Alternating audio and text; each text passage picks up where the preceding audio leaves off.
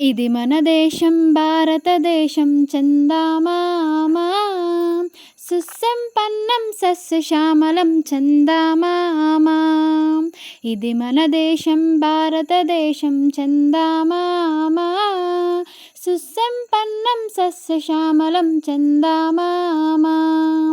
భరతుడు ఏలిన భారతదేశం, బుద్ధుడు పుట్టిన పుణ్య ప్రదేశం, అశోకుడేలిన ధర్మ ప్రదేశం, సుందర దేశం మన భారతదేశం.